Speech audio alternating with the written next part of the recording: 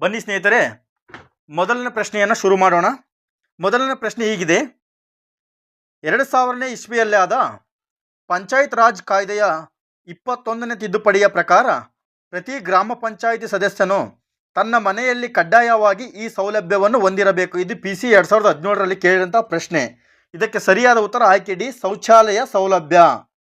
ಶೌಚಾಲಯ ಸೌಲಭ್ಯವನ್ನು ಹೊಂದಿರಬೇಕು.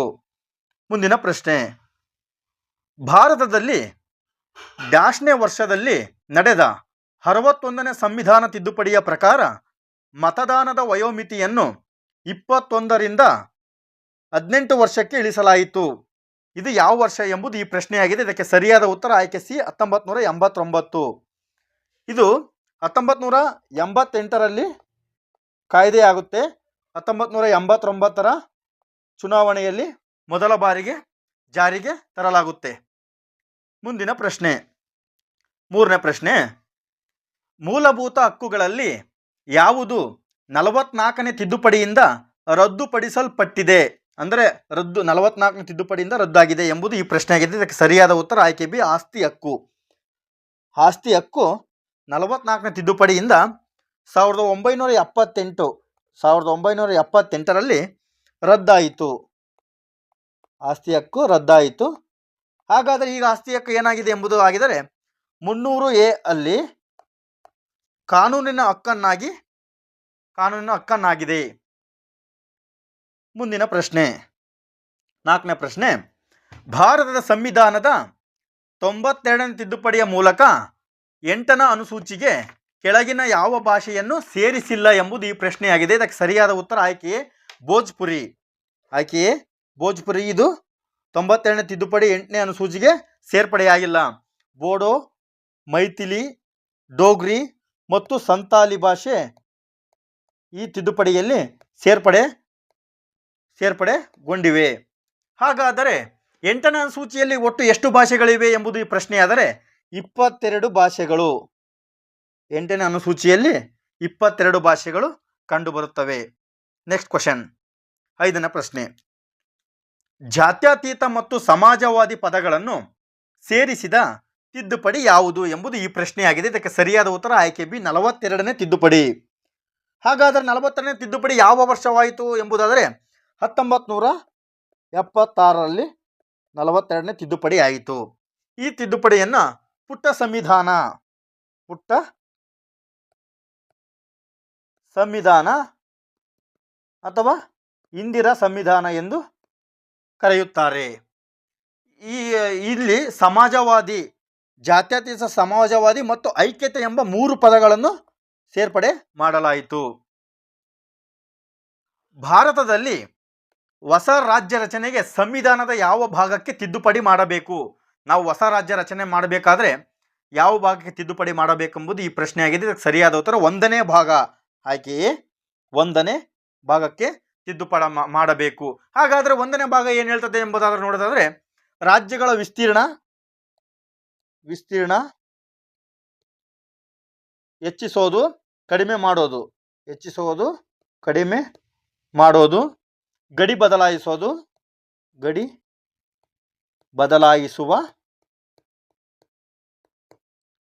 ಬದಲಾಯಿಸುವ ಅಥವಾ ಹೆಸರು ಬದಲಾಯಿಸುವ ಬಗ್ಗೆ ಅಧಿಕಾರವನ್ನು ಸಂವಿಧಾನದ 1ನೇ ಭಾಗ ಸಂಸತ್ತಿನ ಸರಳ ಬಹುಮತದ ಮೂಲಕ ಮಾಡಬಹುದಾಗಿದೆ. 7ನೇ ಪ್ರಶ್ನೆ: ಐತಿಹಾಸಿಕ 73 ಮತ್ತು 74ನೇ ಅಮೆಂಡ್ಮೆಂಟ್ ಆ್ಯಕ್ಟ್ಗೆ ಯಾವುದು ಸಂಬಂಧಿಸಿದೆ ಎಂಬುದು ಈ ಪ್ರಶ್ನೆಯಾಗಿದೆ. ಆಯ್ಕೆಯೇ ಸ್ಥಳೀಯ ಸ್ವಸರ್ಕಾರ. 73, 74ನೇ ಅಮೆಂಡ್ಮೆಂಟ್ ಆ್ಯಕ್ಟ್ಗೆ ಸಂಬಂಧಿಸಿದೆ. 8ನೇ ಪ್ರಶ್ನೆ: ಭಾರತ ಸಂವಿಧಾನದಲ್ಲಿ ಇದರ ಅಡಿಯಲ್ಲಿ ತಿದ್ದುಪಡಿ ಮಾಡಬಹುದು. ಇಂಪಾರ್ಟೆಂಟ್ ಪ್ರಶ್ನೆ ಸ್ನೇಹಿತರೆ, ಇದು ಇಂಪಾರ್ಟೆಂಟ್. 368ನೇ ಲೇಖನ. ಈ ಲೇಖನದಲ್ಲಿ ತಿದ್ದುಪಡಿ ಮಾಡಬಹುದು. ತಿದ್ದುಪಡಿ ವಿಧಾನವನ್ನು ದಕ್ಷಿಣ ಆಫ್ರಿಕಾ ಸಂವಿಧಾನದಿಂದ ಎರವಲು ಪಡೆಯಲಾಗಿದೆ. 101ನೇ ತಿದ್ದುಪಡಿ ಯಾವುದಕ್ಕೆ ಸಂಬಂಧಿಸಿದೆ? ಇದು ಇಂಪಾರ್ಟೆಂಟ್ ಸ್ನೇಹಿತರೆ, ಇತ್ತೀಚೆಗೆ ಆಗಿದೆ. ಇದು 101ನೇ ತಿದ್ದುಪಡಿ. ಇದು GSTಗೆ ಸಂಬಂಧಪಟ್ಟ ತಿದ್ದುಪಡಿಯಾಗಿದೆ. ಇದು ಸರಕು ಮತ್ತು ಸೇವಾ ತೆರಿಗೆ. ಆಯ್ಕೆ ಎ, ಸರಕು ಮತ್ತು ಸೇವಾ ತೆರಿಗೆ. ಇದು ಜಿ ಎಸ್ ಟಿ ಎಂಬುದು ಪರೋಕ್ಷ ತೆರಿಗೆಯಾಗಿದೆ. ಇದು ಕೂಡ ಪ್ರಶ್ನೆಯಾಗಿದೆ ಸ್ನೇಹಿತರೆ. ಪರೋಕ್ಷ ತೆರಿಗೆ ಆಗಿದೆ ಜಿ ಎಸ್ ಟಿ. 371 ಹೈದರಾಬಾದ್ ಕರ್ನಾಟಕಕ್ಕೆ ವಿಶೇಷ ಸ್ಥಾನಮಾನ ದೊರಕಿಸಿದ ತಿದ್ದುಪಡಿ ಯಾವುದು ಎಂಬುದು ಈ ಪ್ರಶ್ನೆಯಾಗಿದೆ. ಇದು ಕೂಡ ಇಂಪಾರ್ಟೆಂಟ್ ಸ್ನೇಹಿತರೆ. ಸರಿಯಾದ ಉತ್ತರ ಆಯ್ಕೆ ಡಿ, 98ನೇ ತಿದ್ದುಪಡಿ. ಯಾವ ವರ್ಷವಾಯ್ತು ಇದು ಅಂದರೆ 2013. 2013ರಿಂದ ಜಾರಿಗೆ ಬಂತು. 2013ರಿಂದ ಜಾರಿಗೊಳಿಸಿ. ಒಟ್ಟು 7 ಜಿಲ್ಲೆಗಳು ಈ ಅನುಕೂಲತೆಯನ್ನು ಪಡೆಯುತ್ತವೆ. 7 ಜಿಲ್ಲೆಗಳು ಈ ಅನುಕೂಲತೆಯನ್ನು ಪಡೆಯುತ್ತವೆ. ಸೆಪ್ಟೆಂಬರ್ 17ರಂದು ಹೈದರಾಬಾದ್ ಕರ್ನಾಟಕ ವಿಮೋಚನಾ ದಿನ. ಸೆಪ್ಟೆಂಬರ್ 17ನ್ನು ಹೈದರಾಬಾದ್ ಕರ್ನಾಟಕ ವಿಮೋಚನಾ ದಿನ ಎಂದು ಆಚರಣೆ ಮಾಡುತ್ತಾರೆ. 11ನೇ ಪ್ರಶ್ನೆ. ಮೂಲಭೂತ ಹಕ್ಕುಗಳ ಪಟ್ಟಿಯಿಂದ ಸಂವಿಧಾನದಲ್ಲಿ ಆಸ್ತಿಯ ಹಕ್ಕನ್ನು ತೆಗೆದು ಹಾಕಿದ ಕ್ರಮ ಯಾವುದು? ಇದಕ್ಕೆ ಸರಿಯಾದ ಉತ್ತರ ಆಯ್ಕೆ ಸಿ, 44ನೇ ತಿದ್ದುಪಡಿ. ಈ ತಿದ್ದುಪಡಿ ಆಗಿದ್ದು ಯಾವ ವರ್ಷ ಎಂಬುದಾದರೆ 1978. 1978ರಲ್ಲಿ ಈ ತಿದ್ದುಪಡಿ ಆಗಿದೆ. ಇದೇ ತಿದ್ದುಪಡಿಯಲ್ಲಿ ಇನ್ನೊಂದು ವಿಶೇಷವಾಗಿ ವಿಚಾರ ಬರುತ್ತೆ. ಏನಂತಂದ್ರೆ ಲೋಕಸಭೆ ಮತ್ತು ವಿಧಾನಸಭೆಗಳ ಅವಧಿಯನ್ನು MLA ಅಂಡ್ MP ಅಧಿಕಾರವನ್ನು 6ರಿಂದ 5 ವರ್ಷಕ್ಕೆ ಇಳಿಸಿದ್ದು ಕೂಡ ಇದೇ 44ನೇ ತಿದ್ದುಪಡಿಯಲ್ಲಿ. ಸರಿಯಾಗಿ ನೆನ್ಪಿಟ್ಕೋಬೇಕು ಸ್ನೇಹಿತರೆ ಇದನ್ನ. ಮುಂದಿನ ಪ್ರಶ್ನೆ. ಸಂವಿಧಾನದ ಯಾವುದೇ ಭಾಗಕ್ಕೆ ತಿದ್ದುಪಡಿ ತರುವಲ್ಲಿ ಲೋಕಸಭೆಯ ಅಧಿಕಾರವನ್ನು ಸ್ವೀಕರಿಸಿದ ಸಂವಿಧಾನದ ತಿದ್ದುಪಡಿ ಯಾವುದು? ಇದಕ್ಕೆ ಸರಿಯಾದ ಉತ್ತರ 24ನೇ ತಿದ್ದುಪಡಿ. 24ನೇ ತಿದ್ದುಪಡಿ ಆಗಿದೆ. 24ನೇ ತಿದ್ದುಪಡಿ. 13ನೇ ಪ್ರಶ್ನೆ. ಭಾರತದ ಸಂವಿಧಾನದಲ್ಲಿ ಮೂಲಭೂತ ಕರ್ತವ್ಯಗಳನ್ನು ಕೆಳಗಿನ ಯಾವ ತಿದ್ದುಪಡಿಯಿಂದ ಜಾರಿಗೆ ತರಲಾಯಿತು? ಮೂಲಭೂತ ಕರ್ತವ್ಯ, ಇದು ಕೂಡ ಇಂಪಾರ್ಟೆಂಟ್. ಯಾಕೆಂದರೆ 42ನೇ ತಿದ್ದುಪಡಿ ತುಂಬ ಇಂಪಾರ್ಟೆಂಟು. ಬಹಳ ಪರೀಕ್ಷೆಗಳಲ್ಲಿ ಅತಿ ಹೆಚ್ಚಾಗಿ ರಿಪೀಟ್ ಆಗಿರೋ ಪ್ರಶ್ನೆ ಅಂದರೆ 42ನೇ ತಿದ್ದುಪಡಿ. ಯಾಕಂದರೆ ಇದು 1976ರಲ್ಲಿ ತಿದ್ದುಪಡಿ ಆಗಿದ್ದು. ಇದನ್ನು ನಾವು ಪುಟ್ಟ ಸಂವಿಧಾನ ಎಂದು ಕರೆಯುತ್ತೇವೆ ಅಥವಾ ಇಂದಿರಾ ಸಂವಿಧಾನವೆಂದು ಕರೆಯುತ್ತೇವೆ ಈ ಸಂವಿಧಾನವನ್ನು. ಮುಂದಿನ ಪ್ರಶ್ನೆ. 93ನೇ ಸಂವಿಧಾನ ತಿದ್ದುಪಡಿಯಾದಾಗ ಮೂಲಭೂತ ಹಕ್ಕು ಆಗಿದ್ದು 93ನೇ ಸಂವಿಧಾನ ತಿದ್ದುಪಡಿ ಆದಾಗ ಮೂಲಭೂತ ಹಕ್ಕು ಆಗಿದ್ದು ಏನಪ್ಪ ಅಂದರೆ ಆಯ್ಕೆ ಸಿ, ಉಚಿತ ಮತ್ತು ಕಡ್ಡಾಯ ಪ್ರಾಥಮಿಕ ಶಿಕ್ಷಣ. ಉಚಿತ ಮತ್ತು ಕಡ್ಡಾಯ ಪ್ರಾಥಮಿಕ ಶಿಕ್ಷಣ. 15ನೇ ಪ್ರಶ್ನೆ. ಇದು ಕೂಡ ಇಂಪಾರ್ಟೆಂಟ್ ಸ್ನೇಹಿತರೆ. ಇದು ಮತ ಹಾಕುವ ವಯಸ್ಸನ್ನು 21ರಿಂದ 18 ವರ್ಷಕ್ಕೆ ಇಳಿಸಿದ್ದು ಸಂವಿಧಾನದ ಎಷ್ಟನೇ ತಿದ್ದುಪಡಿ ಎಂಬುದು ಈ ಪ್ರಶ್ನೆಯಾಗಿದೆ. ಇದಕ್ಕೆ ಸರಿಯಾದ ಉತ್ತರ ಆಯ್ಕೆ 61ನೇ ತಿದ್ದುಪಡಿ.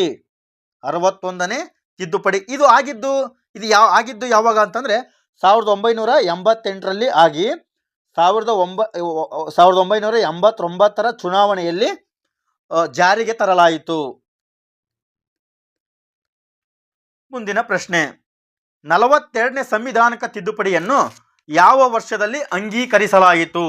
ಇದಕ್ಕೆ ಸರಿಯಾದ ಉತ್ತರ ಆಯ್ಕೆ ಸಿ, 1976. ಇದು ಇಂಪಾರ್ಟೆಂಟ್ ಸ್ನೇಹಿತರೆ. 42ನೇ ಸಂವಿಧಾನಕ ತಿದ್ದುಪಡಿಯು 1976. ಇದು PSI 2021ರಲ್ಲಿ ಕೇಳಿದಂಥ ಪ್ರಶ್ನೆ ಆಗಿದೆ. ಮುಂದಿನ ಪ್ರಶ್ನೆ. 17ನೇ ಪ್ರಶ್ನೆ.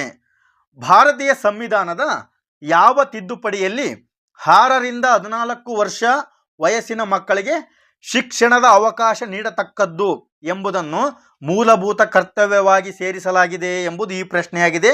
ಇದಕ್ಕೆ ಸರಿಯಾದ ಉತ್ತರ ಆಯ್ಕೆಯೇ 86ನೇ ತಿದ್ದುಪಡಿ ಕಾಯ್ದೆ 2002. 86ನೇ ತಿದ್ದುಪಡಿ ಕಾಯ್ದೆ 2002ರಲ್ಲಿ ಅವಕಾಶ ಮೂಲಭೂತ ಕರ್ತವ್ಯವಾಗಿ ಸೇರಿಸಲಾಗಿದೆ. 18ನೇ ಪ್ರಶ್ನೆ. ಈ ಕೆಳಗಿನ ಸಂವಿಧಾನ ತಿದ್ದುಪಡಿ ಕಾಯ್ದೆಯಿಂದ ಒದಗಿಸಲಾದ ಸರಕು ಮತ್ತು ಸೇವಾ ತೆರಿಗೆ. ಇದು ತುಂಬ ಬಾರಿ ರಿಪೀಟ್ ಆಗಿದೆ ಈ ಪ್ರಶ್ನೆ.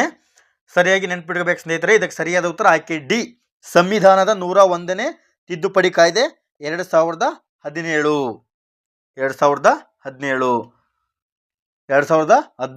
2016ರಲ್ಲಿ ಕಾಯ್ದೆಯಾಗಿ 2017 ಜುಲೈ 1ರಿಂದ ಜಾರಿಗೆ ಬರಲಾಯಿತು. 19ನೇ ಪ್ರಶ್ನೆ. ಸಂವಿಧಾನದ ಯಾವ ತಿದ್ದುಪಡಿ ರಾಜ್ಯ ನೀತಿಯ ನಿರ್ದೇಶನ ತತ್ವಗಳಿಗೆ ಮೂಲಭೂತ ಹಕ್ಕುಗಳಿಗಿಂತ ಹೆಚ್ಚಿನ ಆದ್ಯತೆ ಕೊಟ್ಟಿತು. ಅಂದರೆ ರಾಜನೀತಿ ನಿರ್ದೇಶನ ತತ್ವಗಳಿಗಿಂತ ಮೂಲಭೂತ ಹಕ್ಕುಗಳಿಗೆ ಮೂಲಭೂತ ಹಕ್ಕುಗಳಿಗಿಂತ ಹೆಚ್ಚಿನ ಆದ್ಯತೆ ಕೊಟ್ಟಿತು ಎಂಬುದು ಈ ಪ್ರಶ್ನೆ ಆಗಿದೆ. ಇದಕ್ಕೆ ಸರಿಯಾದ ಉತ್ತರ ಆಯ್ಕೆ ಎ 42ನೇ ತಿದ್ದುಪಡಿ. 42ನೇ ತಿದ್ದುಪಡಿಯಾಗಿದೆ. 19ನೇ ಪ್ರಶ್ನೆ. ಮುಂದಿನ ಪ್ರಶ್ನೆ 20ನೇ ಪ್ರಶ್ನೆ. ಭಾರತ ಸಂವಿಧಾನದ 100ನೆಯ ತಿದ್ದುಪಡಿ ಕೆಳಗಿನ ಯಾವುದಕ್ಕೆ ಸಂಬಂಧಪಟ್ಟಿದೆ ಎಂಬುದು ಈ ಪ್ರಶ್ನೆಯಾಗಿದೆ. ಇದಕ್ಕೆ ಸರಿಯಾದ ಉತ್ತರ, ಇದು ಇಂಪಾರ್ಟೆಂಟ್ ಸ್ನೇಹಿತರೆ, ಏಕೆಂದರೆ ಇದು ಉಭಯ ರಾಷ್ಟ್ರಗಳ ವಿನಿಮಯವಾಗಿದೆ. ಉಭಯ ರಾಷ್ಟ್ರಗಳಲ್ಲಿ ನಡುವೆ ಆದಂತಹ ತಿದ್ದುಪಡಿಯಾಗಿದೆ. ಸರಿಯಾದ ಉತ್ತರ, ಭಾರತವು ಪ್ರದೇಶಗಳನ್ನು ಸ್ವಾಧೀನಪಡಿಸಿಕೊಳ್ಳುವುದು ಮತ್ತು ಕೆಲವು ಪ್ರದೇಶಗಳನ್ನು ಬಾಂಗ್ಲಾದೇಶಕ್ಕೆ ವರ್ಗಾಯಿಸುವುದು, ಇವುಗಳು ಉಭಯ ರಾಷ್ಟ್ರಗಳ ವಿನಿಮಯ ಮಾಡಿಕೊಂಡಿದೆ. ಇದು 2015ರಲ್ಲಿ ತಿದ್ದುಪಡಿ ಆಯಿತು. ಮುಂದಿನ ಪ್ರಶ್ನೆ 21ನೇ ಪ್ರಶ್ನೆ. ಭಾರತದ ಸಂವಿಧಾನದ ಕೆಳಗಿನ ಯಾವ ತಿದ್ದುಪಡಿಯನ್ನು ಚಿಕ್ಕ ಸಂವಿಧಾನ ಎಂದು ಉಲ್ಲೇಖಿಸಲಾಗಿದೆ? ಅವಾಗ ಹೇಳ್ದಂಗೆ ಸ್ನೇಹಿತರೆ, ಪುಟ್ಟ ಸಂವಿಧಾನ ಅಂತ ಹೇಳಿದ್ನಲ್ಲ, ಈಗ ಚಿಕ್ಕ ಸಂವಿಧಾನ ಎಂದು ಇದು ಕಾರಾಗೃಹ ಜೈಲರು ಈ 2011ರಲ್ಲಿ ಕೇಳಿದಂಥ ಪ್ರಶ್ನೆ. ಇದಕ್ಕೆ ಸರಿಯಾದ ಉತ್ತರ ಆಯ್ಕೆ ಬಿ 42ನೇ ತಿದ್ದುಪಡಿ. 42ರ ತಿದ್ದುಪಡಿ. 21ನೇ ಪ್ರಶ್ನೆಗೆ ಸರಿಯಾದ ಉತ್ತರ ಆಯ್ಕೆ ಬಿ. ಮುಂದಿನ ಪ್ರಶ್ನೆ 22ನೇ ಪ್ರಶ್ನೆ. ಭಾರತೀಯ ಸಂವಿಧಾನದ ಯಾವ ಅನುಚ್ಛೇದವು ಅಸ್ಪೃಶ್ಯತೆಯನ್ನು ನಿರ್ಮೂಲನೆ ಮಾಡುತ್ತದೆ ಎಂಬುದು ಈ ಪ್ರಶ್ನೆಯಾಗಿದೆ. ಇದಕ್ಕೆ ಸರಿಯಾದ ಉತ್ತರ ಲೇಖನ 17. ಲೇಖನ 17. ಸಂವಿಧಾನದ ಯಾವ ಭಾಗವನ್ನು ಭಾರತದ ಮ್ಯಾಗ್ನಾ ಕಾರ್ಟ್ ಎಂದು ಕರೆಯುತ್ತಾರೆ? ಇದು ಕೂಡ ಇಂಪಾರ್ಟೆಂಟ್ ಸ್ನೇಹಿತರೆ. ಮ್ಯಾಗ್ನಾ ಕಾರ್ಟ್ ಎಂದು ಕರೆಯುತ್ತಾರೆ. ಇದಕ್ಕೆ ಸರಿಯಾದ ಉತ್ತರ ಆಯ್ಕೆ ಬಿ ಭಾಗ 3 ಮ್ಯಾಗ್ನಾ ಕಾರ್ಟ್ ಎಂದು ಕರೆಯುತ್ತಾರೆ. ಇದು 12ರಿಂದ 35ನೇ ವಿಧಿಯವರೆಗೆ ಕಂಡುಬರುವ ಮೂಲಭೂತ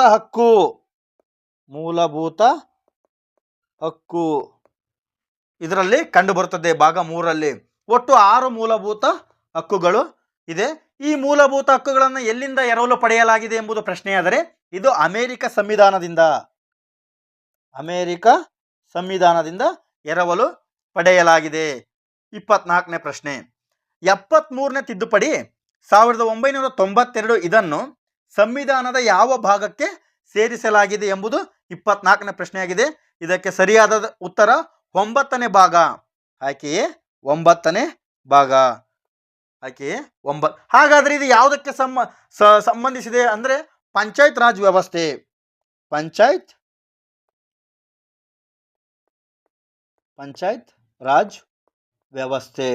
73ನೇ ತಿದ್ದುಪಡಿ 1992 ಇದು ಪಂಚಾಯತ್ ರಾಜ್ ವ್ಯವಸ್ಥೆಗೆ ಸಂಬಂಧಿಸಿದೆ. 25ನೇ ಪ್ರಶ್ನೆ. ಈ ಕೆಳಗಿನವುಗಳಲ್ಲಿ ಯಾವುದು ಮೂಲಭೂತ ಹಕ್ಕಲ್ಲ ಎಂಬುದು ಈ ಪ್ರಶ್ನೆಯಾಗಿದೆ. 25ನೇ ಪ್ರಶ್ನೆ. ಸರಿಯಾದ ಉತ್ತರ ಆಸ್ತಿ ಹಕ್ಕು. ಇದನ್ನು ತೆಗೆದುಹಾಕಲಾಗಿದೆ. ಆಲ್ರೆಡಿ ಹಿಂದೆ ಬಂದಂತಹ ಪ್ರಶ್ನೆಗಳಲ್ಲಿ ಈ ಪ್ರಶ್ನೆಯನ್ನು ಬಿಡಿಸಿದ್ದೇನೆ. ಈ ಆಸ್ತಿ ಹಕ್ಕನ್ನು ತೆಗೆದುಹಾಕಿ ಕಾನೂನು ಹಕ್ಕನ್ನಾಗಿ ಮಾಡಲಾಗಿದೆ. 26ನೇ ಪ್ರಶ್ನೆ. ಇದು ಕೂಡ ತುಂಬ ಇಂಪಾರ್ಟೆಂಟ್ ಸ್ನೇಹಿತರೆ. ಇದು ಏಕೆಂದರೆ ಇದು ರಾಜ್ಯದ ನಿರ್ಮಾಣದ ಬಗ್ಗೆ ಕೇಳಲಾಗಿದೆ. ಒಂದು ಹೊಸ ರಾಜ್ಯದ ನಿರ್ಮಾಣದ ಅವಕಾಶಕ್ಕಾಗಿ ಭಾರತೀಯ ಸಂವಿಧಾನದ ಕೆಳಗಿನ ಅನುಬಂಧಗಳಲ್ಲಿ ಯಾವುದನ್ನು ತಿದ್ದುಪಡಿ ಮಾಡಬೇಕು ಎಂಬುದು ಕಾರಾಗೃಹ ಇಲಾಖೆ ಆರ್ಡರ್ 2018ರಲ್ಲಿ ಕೇಳಿದ ಪ್ರಶ್ನೆಯಾಗಿದೆ. ಇದಕ್ಕೆ ಸರಿಯಾದ ಉತ್ತರ ಮೊದಲನೆಯ ಅನುಬಂಧವಾಗಿದೆ. 27ನೇ ಪ್ರಶ್ನೆ. ಸಂವಿಧಾನದಲ್ಲಿ ಸೋಷಿಯಲಿಸ್ಟ್ ಸೂಚ್ಯವಾಗಿತ್ತು, ಆದರೆ ಡ್ಯಾಶ್ ಕಾಯ್ದೆಯನ್ನು ಇದನ್ನು ಸುವ್ಯಕ್ತಗೊಳಿಸಲಾಯಿತು ಎಂಬುದು ಈ ಪ್ರಶ್ನೆಯಾಗಿದೆ. ಇದಕ್ಕೆ ಸರಿಯಾದ ಉತ್ತರ 42ನೇ ತಿದ್ದುಪಡಿ ಕಾಯ್ದೆ. 42ನೇ ತಿದ್ದುಪಡಿ ಕಾಯ್ದೆ ಮೇಲೆ ಸುಮಾರು ಪ್ರಶ್ನೆಗಳನ್ನು ಕೇಳಿದರೆ ಸ್ನೇಹಿತರೆ, ಇದನ್ನು ಸಂಪೂರ್ಣವಾಗಿ ನೆನ್ಪಿಟ್ಕೋಬೇಕು. ಇದರಲ್ಲಿ ಆದಂತಹ ಇಂಪ್ಲಿಮೆಂಟ್ಸ್ ಏನಾದವು, ಇದು ಯಾವ ವರ್ಷ ಆಯಿತು, ಇದರಲ್ಲಿ ಯಾವ ಪದಗಳನ್ನು ಸೇರ್ಪಡೆ ಮಾಡಲಾಯಿತು ಎಂಬುದು ಎಲ್ಲ ಇದನ್ನು ನೆನ್ಪಿಟ್ಕೋಬೇಕು ಸ್ನೇಹಿತರೆ. 28ನೇ ಪ್ರಶ್ನೆ. ಯಾವ ಸುಧಾರಣೆಯನ್ನು ಮಿನಿ ಸಂವಿಧಾನ ಎಂದು ಕರೆಯಲಾಗುತ್ತದೆ? ಮತ್ತೆ ಬಂತು ಈ ಪ್ರಶ್ನೆ ಸ್ನೇಹಿತರೆ. ಇದಕ್ಕೆ ಸರಿಯಾದ ಉತ್ತರ 42ನೇ ಸುಧಾರಣೆಯನ್ನು ಮಿನಿ ಸಂವಿಧಾನ ಅಥವಾ ಚಿಕ್ಕ ಸಂವಿಧಾನ ಅಥವಾ ಇಂದಿರಾ ಸಂವಿಧಾನ ಎಂದು ಕರೆಯಲಾಗುತ್ತದೆ. 29ನೇ ಪ್ರಶ್ನೆ, 1976ರಲ್ಲಿ ಮಾಡಲಾದ 42ನೇ ತಿದ್ದುಪಡಿಯು ಭಾರತ ಸಂವಿಧಾನಕ್ಕೆ ಈ ಕೆಳಕಂಡ ಪದಗಳನ್ನು ಸೇರಿಸಿತು ಎಂಬುದು 2013 ಎಕ್ಸೈಸ್ ಸಬ್ ಇನ್ಸ್ಪೆಕ್ಟರ್ ಕೇಳಿದಂತಹ ಪ್ರಶ್ನೆಯಾಗಿದೆ. ಇದಕ್ಕೆ ಸರಿಯಾದ ಉತ್ತರ ಜಾತ್ಯತೀತ ಮತ್ತು ಸಮಾಜವಾದಿ. ಆಯ್ಕೆಯೇ ಸರಿಯಾದ ಉತ್ತರ. ಇನ್ನೊಂದು ಇದರಲ್ಲಿ ಸೇರ್ಪಡೆಯಾಗುತ್ತೆ, ಯಾವುದಂದ್ರೆ ಐಕ್ಯತೆ ಎಂಬ ಪದ ಕೂಡ ಸೇರ್ಪಡೆಯಾಗುತ್ತೆ. ಒಟ್ಟು 3 ಪದಗಳು ಸೇರ್ಪಡೆಗೊಂಡಿವೆ. 30ನೇ ಪ್ರಶ್ನೆ, ಕೆಳಗಿನ ಯಾವ ತಿದ್ದುಪಡಿಗಳಿಂದ ಆಸ್ತಿಯ ಹಕ್ಕನ್ನು ಮೂಲಭೂತ ಹಕ್ಕುಗಳಿಂದ ತೆಗೆದುಹಾಕಲಾಯಿತು ಎಂಬುದು ಈ ಪ್ರಶ್ನೆಯಾಗಿದೆ. ಇದಕ್ಕೆ ಸರಿಯಾದ ಉತ್ತರ 44ನೇ ತಿದ್ದುಪಡಿ. 44ನೇ ತಿದ್ದುಪಡಿ 1978. ನೆಕ್ಸ್ಟ್ ಕ್ವಶನ್, 1976ರ 42ನೇ ಸಂವಿಧಾನ ತಿದ್ದುಪಡಿ ಕಾಯ್ದೆಯು ಪ್ರಸ್ತಾವನೆಗೆ ಈ ಪದಗಳನ್ನು ಸೇರಿಸಿತು. ಮತ್ತೆ ಈ ಪ್ರಶ್ನೆ ಮತ್ತೆ ರಿಪೀಟ್ ಆಯಿತು. ಇದು 2019ರ ಎಕ್ಸೈಸ್ ಸಬ್ ಇನ್ಸ್ಪೆಕ್ಟರಲ್ಲಿ ಮತ್ತೆ ರಿಪೀಟ್ ಆಯಿತು. ಇದು ತುಂಬ ಬಾರಿ ರಿಪೀಟ್ ಆಗಿದೆ.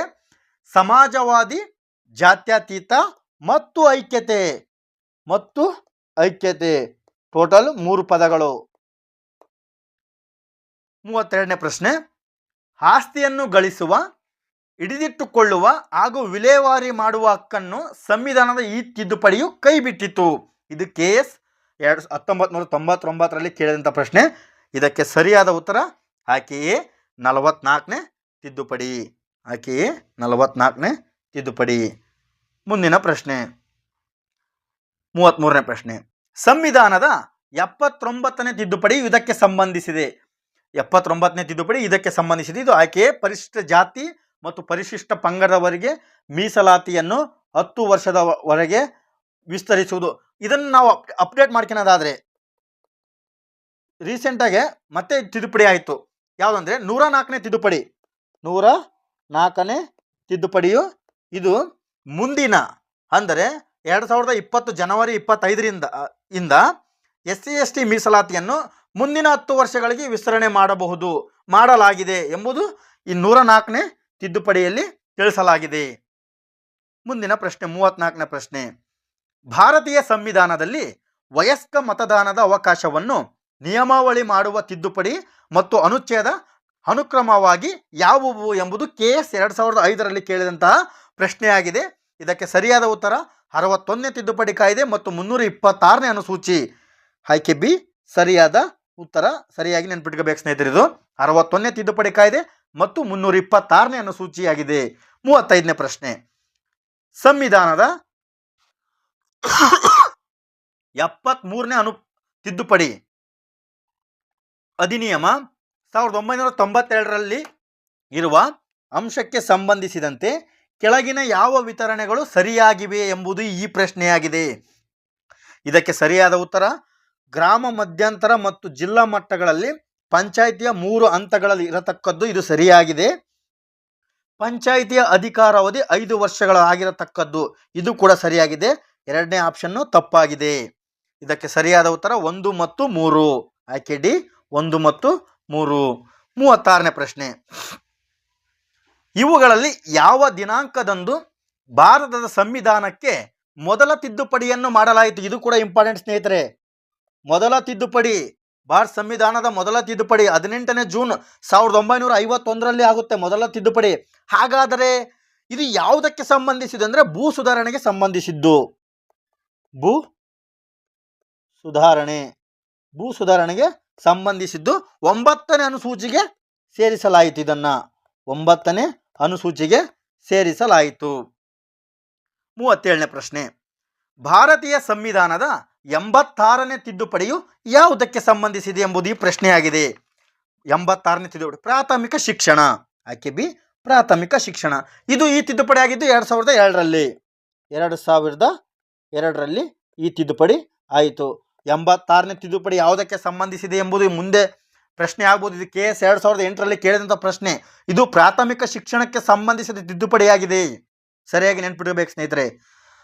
92ನೇ ಸಂವಿಧಾನ ತಿದ್ದುಪಡಿ 2003ರ ಮೂಲಕ ಸಂವಿಧಾನದ 8ನೇ ಅನುಸೂಚಿಗೆ ಈ ಕೆಳಗಿನ ಯಾವ ಭಾಷೆಗಳನ್ನು ಸೇರ್ಪಡೆ ಮಾಡಲಾಯಿತು ಎಂಬುದು ಈ ಪ್ರಶ್ನೆಯಾಗಿದೆ. 8ನೇ ಅನುಸೂಚಿ ಯಾವುದಕ್ಕೆ ಸಂಬಂಧಿಸಿದೆ? ಭಾಷೆಗಳು. ಯಾವ ಭಾಷೆ ಈ 2003ರ ಮೂಲಕ 92ನೇ ಸಂವಿಧಾನ ತಿದ್ದುಪಡಿ ಮೂಲಕ ಸೇರ್ಪಡೆಗೊಂಡಿದೆ ಈ ಪ್ರಶ್ನೆಯಾಗಿದೆ. ಆಯ್ಕೆ ಸಿ ಬೋಡೋ, ಡೋಗ್ರಿ, ಮೈಥಿಲಿ ಮತ್ತು ಸಂತಾಲಿ ಈ 4 ಭಾಷೆಗಳು ಈ ತಿದ್ದುಪಡಿ ಮೂಲಕ 8ನೇ ಅನುಸೂಚಿಯಲ್ಲಿ ಸೇರ್ಪಡೆಗೊಂಡವು. ಹಾಗಾದರೆ 8ನೇ ಅನುಸೂಚಿಯಲ್ಲಿ ಭಾಷೆಗಳ ಸಂಖ್ಯೆ ಎಷ್ಟು? 22. 8ನೇ ಅನುಸೂಚಿಯಲ್ಲಿರುವ ಭಾಷೆಗಳ ಸಂಖ್ಯೆಯಾಗಿದೆ. 39ನೇ ಪ್ರಶ್ನೆ. ಕೇಂದ್ರ ಹಾಗೂ ರಾಜ್ಯಗಳ ಸಚಿವ ಮಂಡಳಿಯ ಸಂಖ್ಯೆಯು ಅನುಕ್ರಮವಾಗಿ ಲೋಕಸಭೆ ಹಾಗೂ ಸಂಬಂಧಪಟ್ಟ ವಿಧಾನಸಭೆಗಳ ಒಟ್ಟು ಸ್ಥಾನಗಳ ಸಂಖ್ಯೆಯ 15% ಎಂದು ಹೇಳುವ ಸಂವಿಧಾನ ತಿದ್ದುಪಡಿ ಯಾವುದು ಎಂಬುದು ಈ ಪ್ರಶ್ನೆಯ ಅರ್ಥವಾಗಿದೆ. 15% ಮೀರಬಾರದು ಎಂಬುದು ಈ ಪ್ರಶ್ನೆಯಾಗಿದೆ. ಹಾಗಾದರೆ ಯಾವುದು? 91ನೇ ತಿದ್ದುಪಡಿ 2003. ಆಯ್ಕೆ ಸಿ ಇದಕ್ಕೆ ಸರಿಯಾದ ಉತ್ತರ. 91ನೇ ತಿದ್ದುಪಡಿ 2003ರಲ್ಲಿ ಇದು 15% ಇದು ಮೀರಬಾರ್ದು. ಇದರ ಉದ್ದೇಶ ಏನಂದರೆ ಇದು ಗಜಗಾತ್ರದ ಮಂತ್ರಿಮಂಡಲಕ್ಕೆ ಕಡಿವಾಣ ಹಾಕಲಾಯಿತು. ಮುಂದಿನ ಪ್ರಶ್ನೆ 40ನೇ ಪ್ರಶ್ನೆ. ಭಾರತದ ರಾಜ್ಯಗಳ ಇಂದಿನ ಆಳ್ವಿಕೆಗಾರರ ರಾಜಧನ, ಸೌಕರ್ಯ ಮತ್ತು ಹಕ್ಕು ಬಾಧ್ಯತೆಗಳನ್ನು ಸಂವಿಧಾನದ ಕೆಳಗಿನ ಯಾವ ತಿದ್ದುಪಡಿ ಮೂಲಕ ರದ್ದುಗೊಳಿಸಲಾಗಿತ್ತು? ಇದು 26ನೇ ತಿದ್ದುಪಡಿ ಮೂಲಕ ಈ ಆಳ್ವಿಕೆ, ರಾಜಧನ, ಸೌಕರ್ಯ ಮತ್ತು ಹಕ್ಕು ಬಾಧ್ಯತೆಗಳನ್ನು ರದ್ದುಗೊಳಿಸಲಾಯಿತು 26ನೇ ತಿದ್ದುಪಡಿ ಮೂಲಕ. ಮುಂದಿನ ಪ್ರಶ್ನೆ. ಯಾವ ಕಾಯ್ದೆಯ, ಇದು ಇಂಪಾರ್ಟೆಂಟ್ ನೋಡಿ ಸ್ನೇಹಿತರೆ, ಇದು ಕೂಡ ಇಂಪಾರ್ಟೆಂಟು. ಇಲ್ಲಿವರೆಗೆ ಮೊದಲು ಇದು ಕ್ವಶನು. ಯಾವ ಕಾಯ್ದೆಯ ಪಕ್ಷಾಂತರ ನಿಷೇಧ ಕಾಯ್ದೆ ಎಂದು ಚಿರಪರಿಚಿತ ಎಂಬುದು ಈ ಪ್ರಶ್ನೆಯಾಗಿದೆ. ಇದು ಕೇಸ್ 2017 ರೀಸೆಂಟಾಗಿ ಕೇಳಿರೋ ಪ್ರಶ್ನೆಯಾಗಿದೆ ಸ್ನೇಹಿತರೆ ಇದು. ಇದಕ್ಕೆ ಸರಿಯಾದ ಉತ್ತರ ಆಯ್ಕೆ 52ನೇ ತಿದ್ದುಪಡಿ ಕಾಯ್ದೆ. ಪಕ್ಷಾಂತರ ನಿಷೇಧ ಕಾಯ್ದೆಯು 52ನೇ ತಿದ್ದುಪಡಿ ಕಾಯ್ದೆ. ಹಾಗಾದರೆ ಇದು ಯಾವ ವರ್ಷ ತಿದ್ದುಪಡಿ ಆಗುತ್ತೆ ಎಂಬುದಾದರೆ 1985ರಲ್ಲಿ ಪಕ್ಷಾಂತರ ನಿಷೇಧ ಕಾಯ್ದೆಯು ಚಿರಪರಿಚಿತ. 42ನೇ ಪ್ರಶ್ನೆ. ಭಾರತೀಯ ಸಂವಿಧಾನದ ಪ್ರಸ್ತಾವನೆಗೆ 1976ರಲ್ಲಿ ಕೆಳಗಿನ ಯಾವ ಲಕ್ಷಣವನ್ನು ಸೇರಿಸಲಾಯಿತು? ಇದುವರೆಗೂ ಇದರ ಮೇಲೆ ಸುಮಾರು 10 ಪ್ರಶ್ನೆ ನಾನು ಬಿಡಿಸಿದೆ. ಯಾವ್ಯಾವ ಲಕ್ಷಣ ಅಂತ. ಸಂವಿಧಾನದಲ್ಲಿ ಸಮಾಜವಾದ, ಜಾತ್ಯತೀತ ಮತ್ತು ಐಕ್ಯತೆ ಎಂಬುದು 3 ಭಾಷೆಗಳು, 3 ಪದಗಳು ಸೇರ್ಪಡೆಗೊಂಡವು. ಗಣರಾಜ್ಯ ಮೊದಲಿಗೆ ಇತ್ತು, ಪ್ರಜಾಸತ್ತಾತ್ಮಕ, ಸಾರ್ವಭೌಮ ಇವು ಪ್ರಿಯಂಬಲಲ್ಲಿ ಕೂಡ ಮೊದಲಿಗೆ ಇದ್ವು ಇವು. ಮುಂದಿನ ಪ್ರಶ್ನೆ 43ನೇ ಪ್ರಶ್ನೆ. ಸಂವಿಧಾನದ ತಿದ್ದುಪಡಿಗೆ ಸಂಬಂಧಪಟ್ಟ ಭಾರತದ ಸಂವಿಧಾನದ ಅನುಚ್ಛೇದ ಈ ಮುಂದಿನವುಗಳಲ್ಲಿ ಯಾವುದು? ಅಂದರೆ ಸಂವಿಧಾನವನ್ನು ತಿದ್ದುಪಡಿ ಮಾಡೋದು ಯಾವ ಅನುಚ್ಛೇದ ಎಂಬುದು ಈ ಪ್ರಶ್ನೆಯಾಗಿದೆ. ಇದಕ್ಕೆ ಸರಿಯಾದ ಉತ್ತರ 368ನೇ ಅನುಚ್ಛೇದ. ಹಾಗಾದರೆ ತಿದ್ದುಪಡಿ ವಿಧಾನವನ್ನು ಯಾವ ದೇಶದ ಸಂವಿಧಾನದಿಂದ ಎರವಲು ಪಡೆಯಲಾಗಿದೆ ಎಂಬುದು ಪ್ರಶ್ನೆಯಾದರೆ ದಕ್ಷಿಣ ಆಫ್ರಿಕಾ ಸಂವಿಧಾನದಿಂದ ಎರವಲು ಪಡೆಯಲಾಗಿದೆ. 44ನೇ ಪ್ರಶ್ನೆ. ಕೆಳಗಿನ ಯಾವ ಹೇಳಿಕೆ ಸರಿಯಾಗಿಲ್ಲ ಎಂಬುದು ಈ ಪ್ರಶ್ನೆಯಾಗಿದೆ. ಆಯ್ಕೆ ಬಿ, ರಾಜ್ಯಸಭೆಗೆ ಸಂವಿಧಾನ ತಿದ್ದುಪಡಿಯನ್ನು ತಿರಸ್ಕರಿಸುವ ಅಧಿಕಾರವಿಲ್ಲ. ಇದು ಸರಿಯಾಗಿಲ್ಲ. 45ನೇ ಪ್ರಶ್ನೆ. ಆಸ್ತಿಯ ಹಕ್ಕನ್ನು ಸಂವಿಧಾನದಿಂದ ತೆಗೆದುಹಾಕಿದ ತಿದ್ದುಪಡಿ. ಇದು ಸರಿಯಾದ ಉತ್ತರ ಆಯ್ಕೆ ಬಿ. 44ನೇ ತಿದ್ದುಪಡಿ 1978ರಲ್ಲಿ ಆದಂತಹ ತಿದ್ದುಪಡಿ. SDA 2015ರಲ್ಲಿ ಕೇಳಿದಂಥ ಪ್ರಶ್ನೆ ಇದು. 46ನೇ ಪ್ರಶ್ನೆ. ಈ ಪೈಕಿ ಯಾವ ಸಾಂವಿಧಾನಿಕ ತಿದ್ದುಪಡಿಯು ಭಾರತ ಸಂವಿಧಾನದಲ್ಲಿ ಕಲಂ 15(5) ಸೇರ್ಪಡೆ ಮಾಡಿತು? ಭಾರತ ಸಂವಿಧಾನದಲ್ಲಿ ಶಿಕ್ಷಣ ಸಂಸ್ಥೆಗಳ ಖಾಸಗಿ ವಲಯದಲ್ಲಿಯೂ ಸಹ ಮೀಸಲಾತಿ ಒದಗಿಸುವುದರ ಬಗ್ಗೆ. ಹಾಗಾದರೆ ಯಾವುದು ಎಂಬುದು ಈ ಪ್ರಶ್ನೆಯಾಗಿದೆ. ಇದಕ್ಕೆ ಸರಿಯಾದ ಉತ್ತರ 46ನೇ ಪ್ರಶ್ನೆಗೆ 93ನೇ ತಿದ್ದುಪಡಿಯಾಗಿದೆ. 47ನೇ ಪ್ರಶ್ನೆ. ಕೆಳಗಿನ ಯಾವ ಸಂವಿಧಾನದ ತಿದ್ದುಪಡಿ ಕಾಯ್ದೆಯು ಕೇಂದ್ರದಲ್ಲಿ ಮತ್ತು ಒಂದು ರಾಜ್ಯದಲ್ಲಿನ ಮಂತ್ರಿ ಪರಿಷತ್ತಿನ ಗಾತ್ರವು ಕ್ರಮವಾಗಿ ಲೋಕಸಭೆಯ ಒಟ್ಟು ಸದಸ್ಯರ ಸಂಖ್ಯೆಯ ಮತ್ತು ರಾಜ್ಯದ ವಿಧಾನಸಭೆಯ ಒಟ್ಟು ಸದಸ್ಯರ ಸಂಖ್ಯೆಯು 15% ಮೀರಬಾರದು ಎಂದು ಕೋರುತ್ತದೆ. ಇದಕ್ಕೆ ಸರಿಯಾದ ಉತ್ತರ 91ನೇ ತಿದ್ದುಪಡಿ 2003. ಇದು 2003ರಲ್ಲಿ ಇಂಪ್ಲಿಮೆಂಟ್ ಆಗುತ್ತೆ.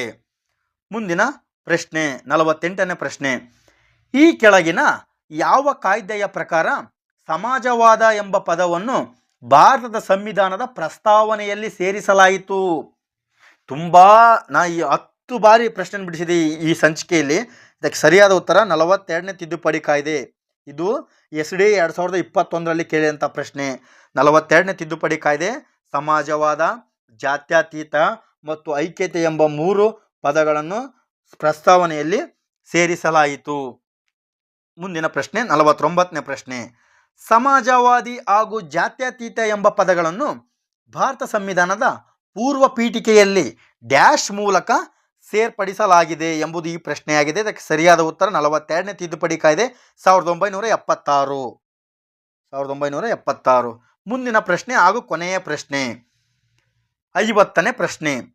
ಅಧ್ಯಕ್ಷರ ಚುನಾವಣೆಯ ವಿಧಿಯನ್ನು ತಿದ್ದುಪಡಿ ಮಾಡುವುದು ಈ ರೀತಿ. ಇದಕ್ಕೆ ಸರಿಯಾದ ಉತ್ತರ 2 ಸದನಗಳಲ್ಲಿ 2/3 ಬಹುಮತ ಮತ್ತು ಅರ್ಧಕ್ಕಿಂತ ಹೆಚ್ಚಿನ ರಾಜ್ಯ ಶಾಸನ ಸಭೆಗಳಲ್ಲಿ ಬಹುಮತದಿಂದ ಅಧ್ಯಕ್ಷರ ಚುನಾವಣೆಯ ವಿಧಿಗಳನ್ನು ತಿದ್ದುಪಡಿ ಮಾಡಬಹುದು. ಈ ಸಂಚಿಕೆ ನಿಮಗೆ ಸಂಪೂರ್ಣವಾಗಿ ಅರ್ಥವಾಗಿದೆ ಎಂದು ನಾನು ಭಾವಿಸುತ್ತೇನೆ.